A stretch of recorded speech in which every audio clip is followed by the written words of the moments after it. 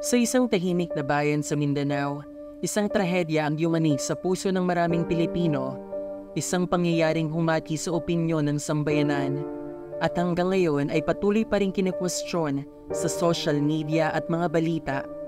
Ito ang kwento ng Maguwad siblings, isang kwento ng kabataan, pagtitiwala at isang hindi inaasang trahedya na kumalat sa buong bansa.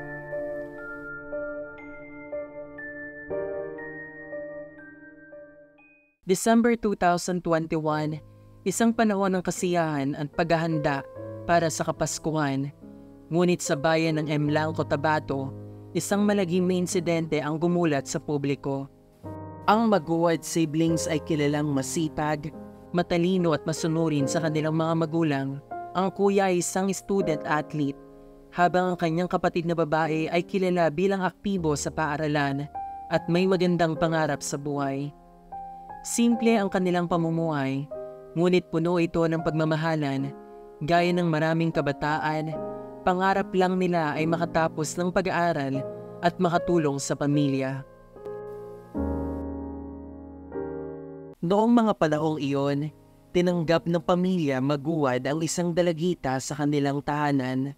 Isa siyang menor de edad na inampon sa ilalim ng temporary shelter arrangement. Tinuring siyang parang tunay na anak, kapatid at bahagi ng pamilya. Ngunit ang bawat pamilya ay may hamon. Habang ang iba ay tila masaya, may mga tensyon na hindi agad nakikita ng paningin. Noong December 10, 2021, isang emergency call ang natanggap ng mga otoridad. Sa pagdating nila sa bahay ng pamilya Maguwad, isang trahedya na ang kanilang nadatnan. Ang dalawang nakababatang kapatid ay natagpuang wala ng buhay.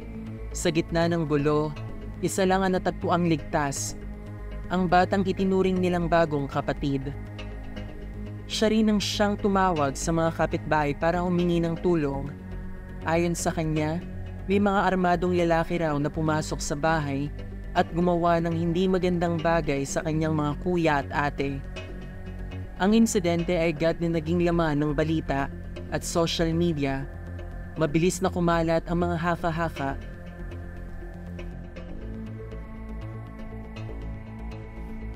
Sa pag-usad ng investigasyon, mas maraming tanong ang lumitaw kaysa sagot. Walang palatandaan ng forced entry, walang bakas ng ibang tao na pumasok sa bahay. At ang pinakakapansin-pansin, ang mga detalye ng kwento ng nag-iisang saksi ay tila hindi tugma sa pisikal na ebidensya sa lugar ng pangyayari. Ayon sa mga ulat, napag-alaman ng mga otoridad na ang mga pinsalang natamo ng mga biktima ay indikasyong may malakas na emosyon sa likod ng insidente.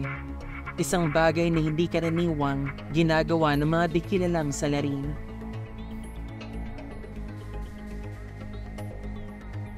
Makalipas ang ilang araw, isang nakakagulat na balita ang lumabas.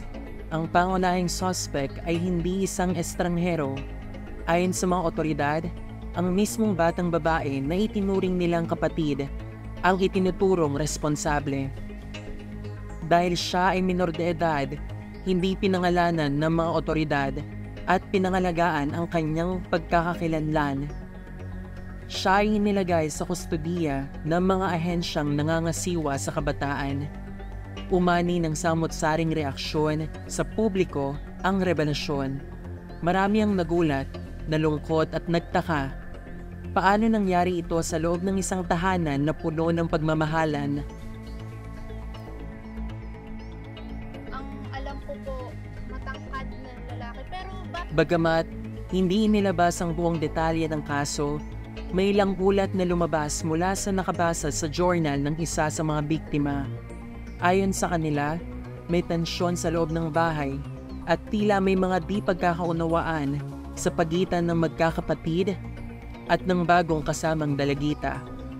May mga ulat din na nagpakita ng posibleng selos o pakiramdam ng hindi pagtanggap.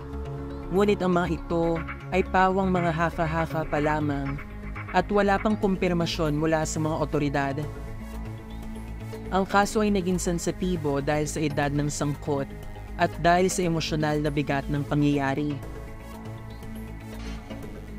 Sa gitna ng lahat, ang pamilya Maguwad ay nanatiling matatag. Sa mga naging pahayag nila, umaasa silang makakamit ang hustisya para sa kanilang mga anak. Sa kabila ng sakit, pinili nilang huwag magbitaw ng mapanirang salita. Ang komunidad ng Mlang ay nagsagawa ng mga vigil at panalangin para sa mga batang nawala. Maging ang mga hindi kilala ang pamilya ay nagpakita ng pakikisa. Ang mga guro, kaklase at kaibigan ay nagbahagi ng masasayang alaala ng Maguwad siblings. Para sa kanila, ang mga ito ay mga huwaran ng kabataan. Dahil sa pagiging minor de edad ng suspect, ang kaso ay isinailalim sa closed-door proceedings. Limitado lamang ang mga impormasyon na maaaring ibahagi sa publiko. Ngunit, tiniyak ng mga kinauukulan na isinasagawa ang due process at ang hustisya ay patuloy na sinusunod. Habang ang buong detalye ay hindi pa rin isinasa publiko, patuloy ang interes ng mga tao sa resulta ng paglilitis. Sa kabila ng kalunos-lunos na sinapit ng Maguwad siblings, may mga aral tayong maaaring mapulot. Una, ang kahalagahan ng bukas na komunikasyon sa loob ng pamilya. Pangalawa, ang pagtutok sa mental at emosyonal na kalagayan ng kabataan. At panghuli, ang kahalagahan ng maingat na pagtanggap ng bagong miyembro sa pamilya, lalo na kung may pinagdadaan ng personal na hamon. Muli, maraming salamat sa pagtangkilik sa ating kwento. Kung nais mong malaman ang higit pa tungkol sa mga hindi malilimutang kaso at misteryo, huwag kalimutang mag-subscribe at i-click ang bell icon para sa mga updates. At kung meron man kayong mga comment, suggestions, or gustong talakayin sa mga susunod nating contents, huwag niyong kalimutang mag-iwan ng comment sa ating comment section below. Hanggang sa susunod na episode, mga kakilabot!